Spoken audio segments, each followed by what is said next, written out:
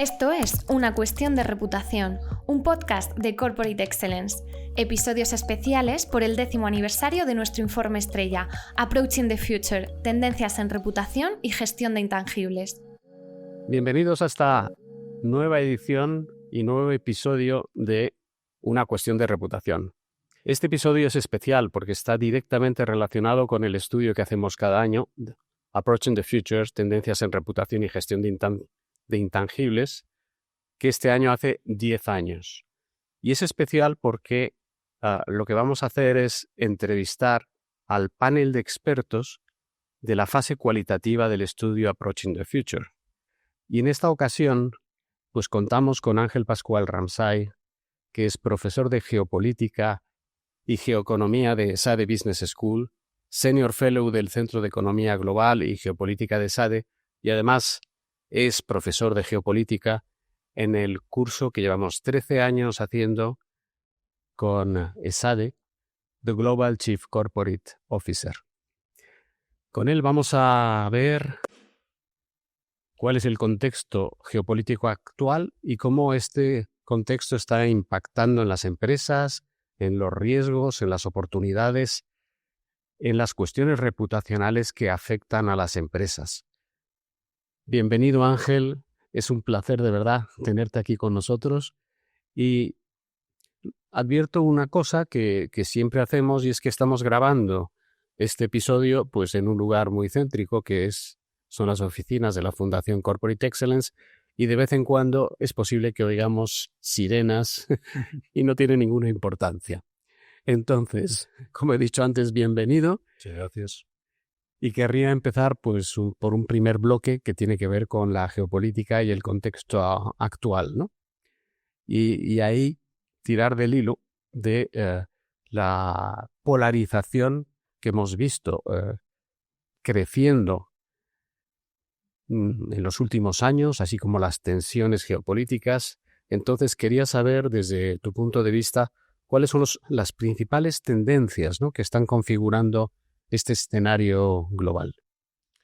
Bueno, muchas gracias por la invitación y es un placer estar aquí con vosotros para compartir este rato hablando de un tema que está en la palestra, ¿no?, que es qué está pasando con el mundo, ¿no? Me parece que en términos geopolíticos vamos de un incendio a otro mayor semana tras semana, ¿no?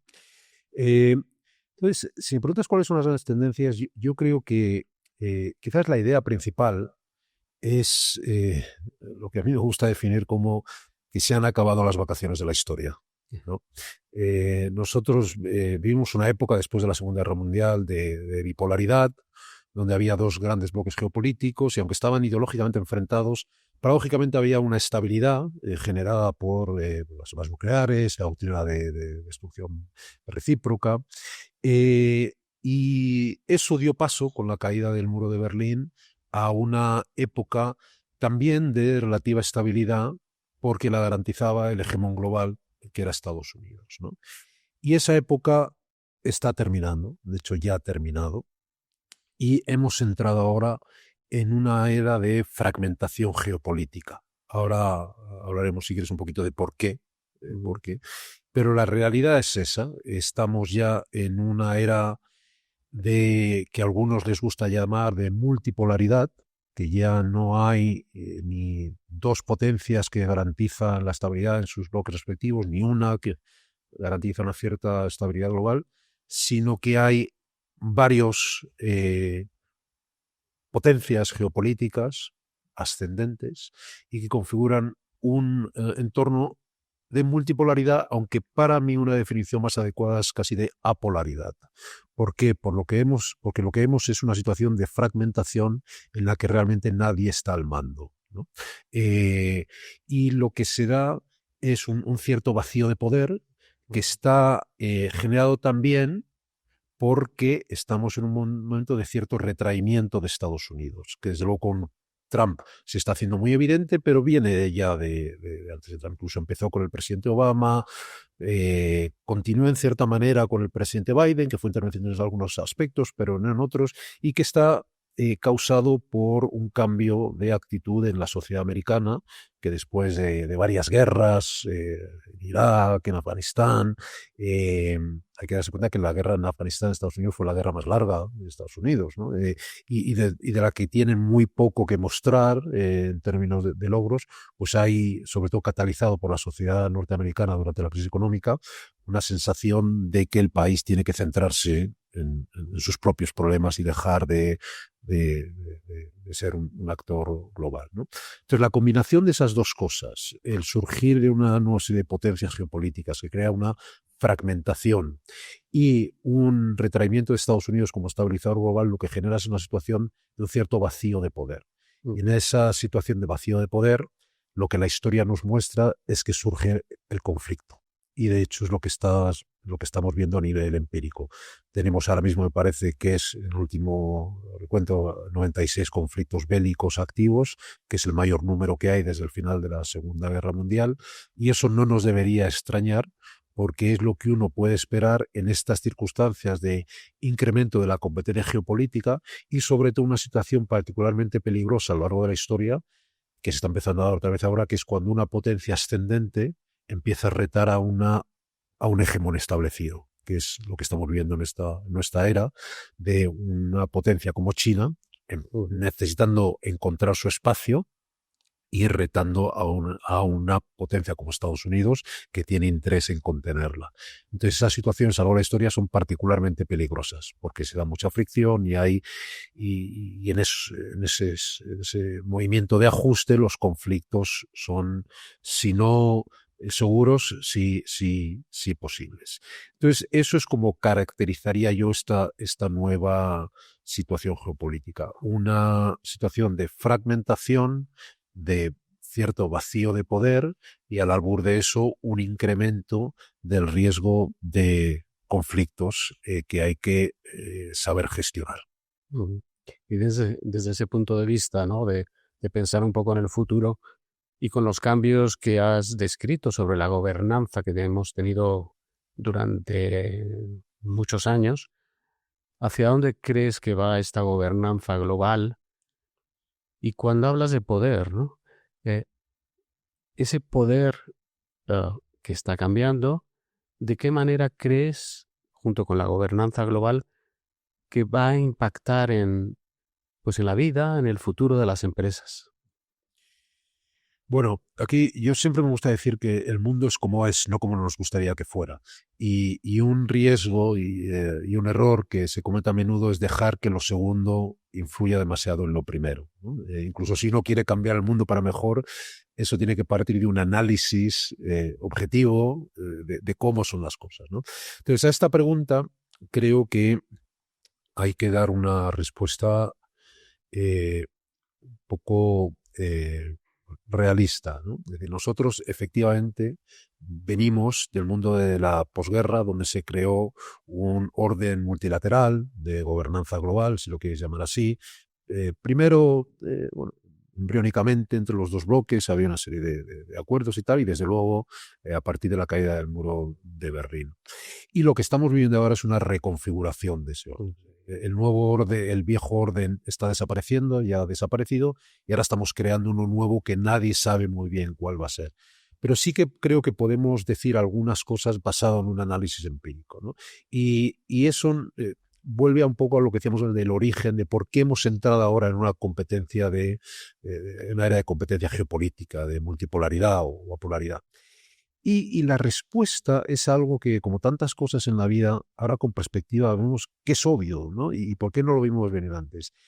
Y es que es el otro lado de la moneda de la gran historia de nuestro tiempo, que es el crecimiento de las economías emergentes, ¿no? Los últimos 20, 30 años, sabemos que ese ha sido el gran, diríamos, cambio histórico, como países, desde luego como China, pero no solo China, muchos otros, India, Turquía, Indonesia, Brasil, han empezado a eclosionar como potencias económicas, y lo que la historia nos demuestra es que cuando un país crece económicamente, transforma ese poder económico en poder geopolítico, porque lo que quiere es poder garantizar su seguridad, y eso se hace teniendo poder y también proyectándolo, ¿no? Entonces, eso está derivando en, como no podía ser de otra manera, un orden geopolítico de muchos polos. Vemos cómo muchas de estas potencias, China, la India y tal, crecen económicamente y por lo tanto empiezan a acumular poder geopolítico y ya son protagonistas, ¿no? Y eso ya es un primer problema para la gobernanza global. ¿Por qué? Porque si uno piensa en los años 80, 90, había un problema global, ¿no? De un reto de comercio, de hacer una ronda de comercio internacional, de llegar a un acuerdo sobre cómo afrontar el cambio climático o cómo gestionar la proliferación de armas nucleares. ¿Quién se sentaba en esa mesa? Pues no éramos muchos países, el G7, en el tema de seguridad pues invitaba a la Unión Soviética, después a Rusia, al G8, y en esa mesa eran no solamente un número limitado de países, sino que además eran países relativamente homogéneos, ¿no? Eran sobre todo, en su totalidad, economías desarrolladas y democracias capitalistas, etc. Y entre ellas, aunque nunca es fácil, era factible llegar a acuerdos, ¿no? Si había que bajar aranceles, pues los podíamos bajar todos porque nos afectaba más o menos de manera simétrica. Pero el mundo en el que estamos ahora es un mundo muy diferente. Cuando hay que cerrar uno de estos acuerdos, ¿quién está a la mesa? Ya no son 7 o 8 países, ya son muchos más. Sí, están pues, está Estados Unidos, Alemania, Francia, Italia, España cuando se nos invita, pero también están ya China, India, Turquía, Indonesia, Brasil, Arabia Saudí. Y no solamente son muchos más, sino que son más heterogéneos. Diferentes regímenes de gestión económica, son más capitalismos de Estado, otros más capitalismos de mercado, algunas son democracias, otros son otro tipo de regímenes, y sobre todo son también muy diferentes en su nivel de desarrollo económico. Hay países que son economías plenamente desarrolladas, otras no. Y eso ya hace la gobernanza global mucho más compleja. Porque cuando uno tiene, por ejemplo, que llegar a un acuerdo sobre cómo gestionamos el cambio climático, digamos, pues a las cumbres de Glasgow, de París, de Dubái, pues claro, se le dice a un país como la India, oye, tenemos todos que reducir nuestras emisiones. Pero la India dice, bueno, vamos a ver, es que este problema no lo he creado yo, lo habéis creado vosotros. Los responsables de las emisiones son Europa, Estados Unidos y China, ¿no? Y además, el tipo de medidas que hay que tomar, pues cerrar las fábricas contaminantes, me afecta mucho más a mí, que todavía tengo una base industrial más anquilosada, que a vosotros. Entonces, eso hace que la gobernanza global vaya a ser inherentemente más compleja, porque es mucho más difícil alinear intereses e incentivos. Y si a eso se une lo que hemos dicho hace un momento de el incremento de la competencia geopolítica, donde hay muchos países que antes querían, digamos, asegurar sus esferas de influencia, pero no podían porque no tenían el poder, pero ahora ya sí, como estamos viendo con China en el mar de China, o con Rusia a su manera en Ucrania, etcétera, pues eso invita a pensar que este mundo diríamos, de gobernanza global, de multilateralismo, va a ser, digamos, más difícil de sostener. Insisto, hay que diferenciar entre lo que nos gustaría y lo que es, ¿no? Y yo creo que el reto, más que seguir con este discurso de un mundo multilateral, etcétera, que es el mundo de ayer, es que tenemos que encontrar formas de gestionar esta nueva era de fragmentación geopolítica y de muchas potencias que tienen intereses legítimos de seguridad, económicos, que son diferentes a los nuestros. Pues justo ahí, en ese contexto, me gustaría entrar en las consecuencias económicas y las consecuencias que tienen para la toma de decisiones de las empresas, ¿no? Esta gobernanza global que estás describiendo, o no gobernanza global, tiene consecuencias sobre la economía global. Y también en las empresas, ¿no? Porque estamos en un contexto de aranceles, de sanciones, de una alta regulación. Entonces, ¿qué recomendarías a las empresas para navegar aquí? Bueno, esa pregunta tiene, digamos, dos partes. Primero, un diagnóstico de qué impacto tiene este nuevo paradigma en la economía a nivel macro y en las empresas a nivel micro, y después qué podemos hacer para gestionarlo de manera productiva, ¿no? O funcional. Entonces, La primera, ¿qué impacto tiene? Pues yo creo que va a tener mucho impacto, ¿no? Y creo que en cierta manera el mundo económico todavía está en una serie de nivel de disonancia cognitiva, ¿no? De que no está siendo capaz de responder a la realidad que se está conformando porque quiere que la realidad sea otra más apacible, ¿no? ¿Y por qué digo esto? Porque, si quieres, en términos muy, muy genéricos, como yo planteo estas nuevas situaciones, es que nosotros venimos, y las empresas, los directivos, están acostumbrados a un mundo que es el mundo de los últimos 20, 30 años, y si me apuras incluso más desde la posguerra, donde lo que primaba era lo económico, ¿no? La posguerra es primero, bueno, hace crecer y tal. La Unión Europea surge, obviamente, con un embrión económico, la comunidad del carbón y del acero, etcétera. Y después eso todavía mucho más con la caída del muro de Berlín, cuando diríamos, entramos en el mundo de la globalización, del neoliberalismo, como lo quieres llamar, donde los intereses económicos priman, ¿no? Y donde el papel del Estado en buena medida era crear un entorno facilitador para las empresas y el crecimiento económico, ¿no? Incluso hasta el punto de que se decía, si te acuerdas, en la época de la globalización, que los estados estaban maniatados y que tenían que, diríamos, servir a las empresas multinacionales porque si no se llevaban el capital fuera, etcétera, etcétera, ¿no? Entonces, en términos muy sencillos, eso es como las empresas, los directivos están acostumbrados a que los estados tomen decisiones para facilitar el incremento de productividad, el incremento del crecimiento, del business friendly environment, etcétera, ¿no? A nivel nacional y a nivel doméstico y a nivel internacional, ¿no? De facilitar la globalización, de facilitar el comercio internacional, etcétera. Ese mundo se ha acabado. ¿Por qué?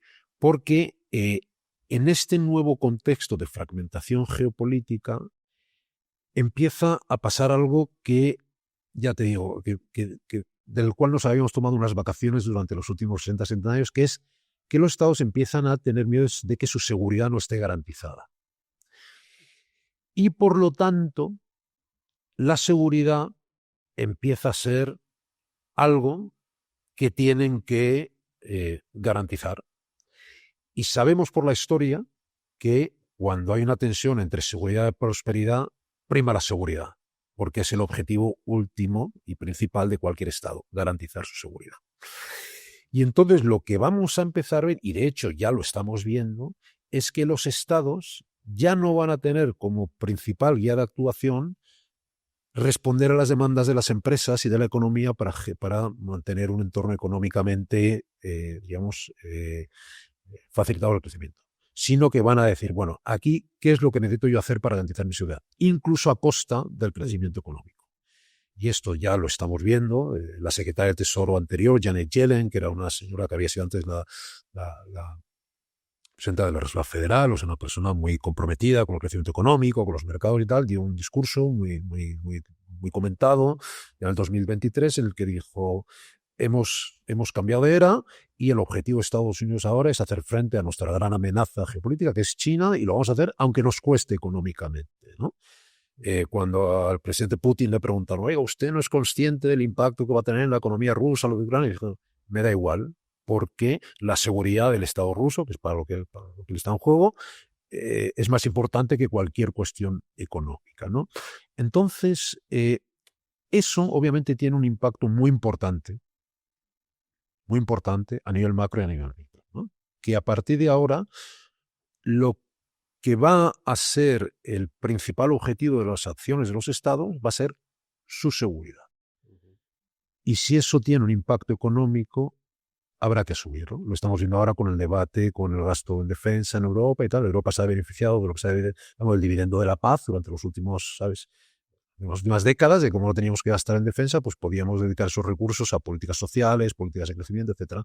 Y ahora está diciendo: oye, hay que gastar más, y si eso detrae del crecimiento, pues tendrá que ser así, porque la seguridad es lo más importante. Entonces, eso, diríamos, para mí es el gran cambio de paradigma, y las empresas creo que han de ser conscientes de que ya cuando vayan a los gobiernos y les digan: oye, me tienes que facilitar esto, me tienes que desregular esto, me tienes que desregular la inteligencia artificial, tal y cual, han de esperar estados que digan: no, mira, yo ahora mismo mi principal objetivo es otro. Y lo estamos viendo de otra manera, en cierta manera, en Estados Unidos, ¿no? Que el presidente Trump, para bien o para mal, está tomando decisiones que a lo mejor no son en beneficio del crecimiento de las empresas, pero él piensa que es lo que hay que hacer para garantizar la seguridad del país. Entonces, eso, obviamente, va a impactar a las empresas a través de diferentes canales, ¿no?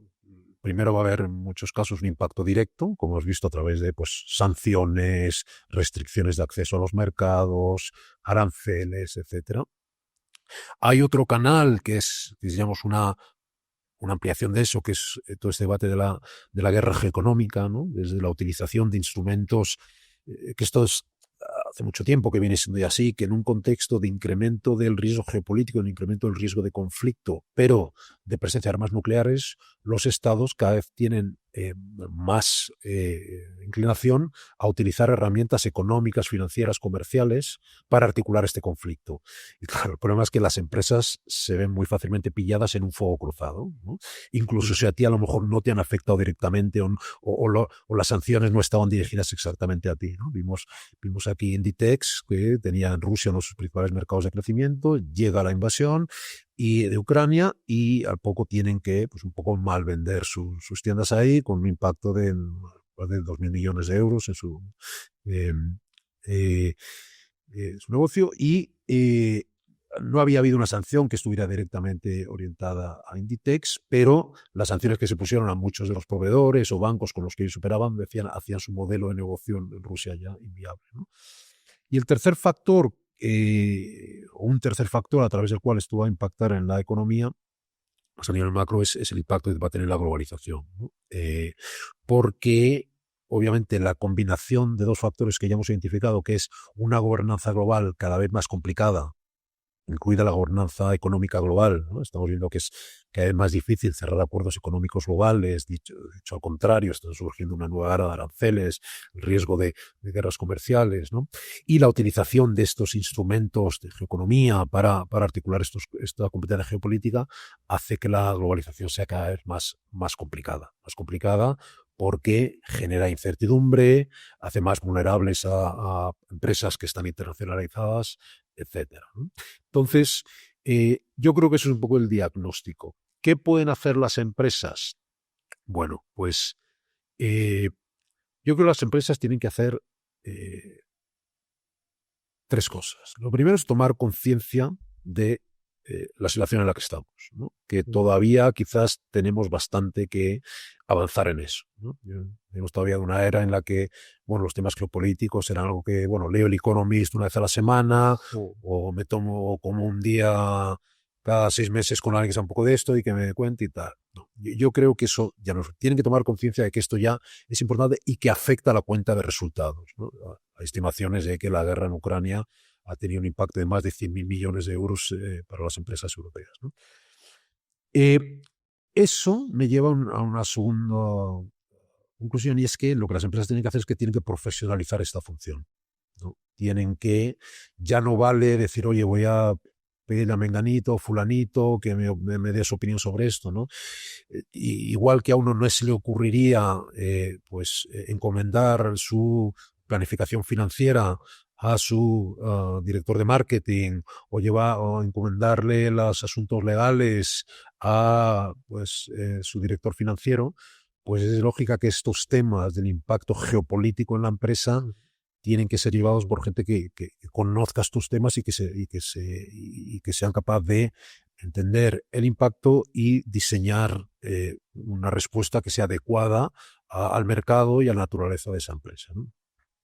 Y eso me lleva a la tercera, en términos generales, a la tercera idea de qué deben hacer las empresas, cómo pueden equiparse mejor para responder a este nuevo mundo. Yo creo que ahí la clave es abandonar un poco. Yo cuando me piden a gente que me dio su opinión o que les asesore, siempre es, ¿cuál va a ser el nuevo shock? Ayúdanos a entender cuándo viene el próximo problema. Y digo, mira, ese es el enfoque equivocado, porque estos asuntos no es una ciencia exacta, ¿no?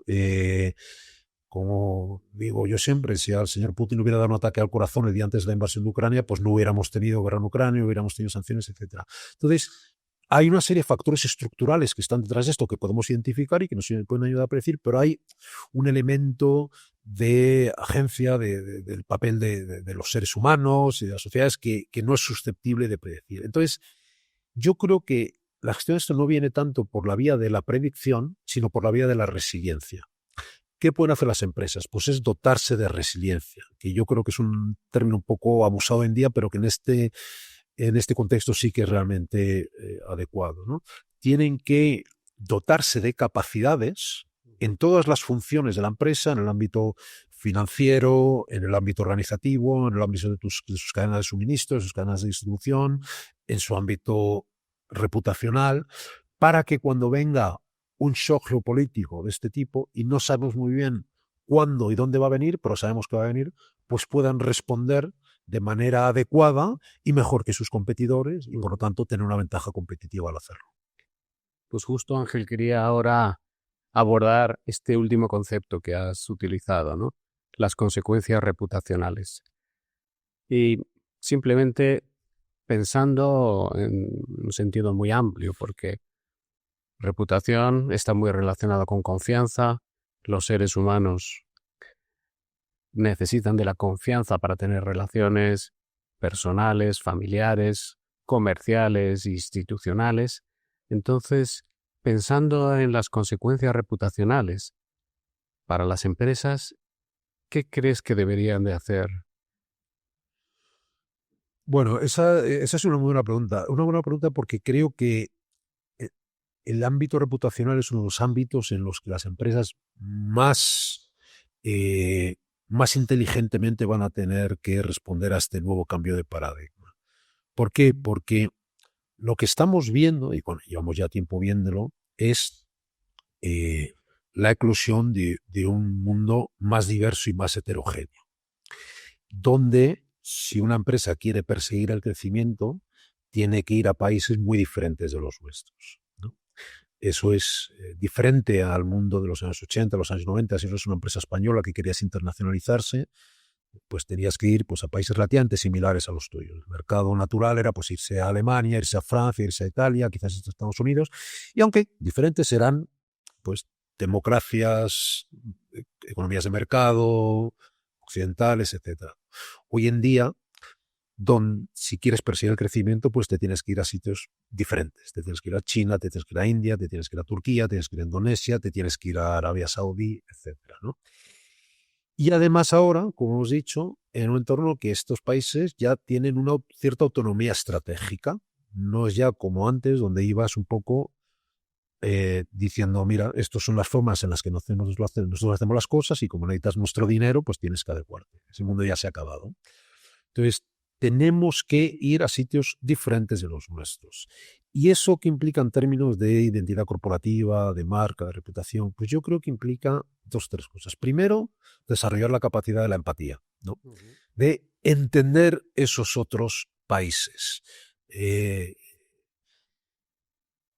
Y entender cuáles son sus idiosincrasias locales, culturales, de gustos de mercado, etc. Eso lo tienes que compaginar con un segundo factor, que es el pragmatismo, ¿no? Y eso quizás es algo que nos cuesta mucho en Occidente, viniendo como venimos de 500 años de mandar, ¿no? Y como este mundo ya es diferente y ya el poder no solamente lo tenemos nosotros, sino que ya estos países tienen el dinero y el poder cada vez más como nosotros, pues tenemos que entender que esa es la realidad de nuestro tiempo, ¿no? Y eso no es fácil. Eso no es fácil. Entonces, ¿cómo compaginar ese pragmatismo de la realidad geopolítica, de que regímenes muy diferentes a los nuestros, que nos cuesta a nosotros conceder legitimidad, como puede ser Arabia Saudí o China y tal, son países que tenemos que aceptar como iguales? Es un reto.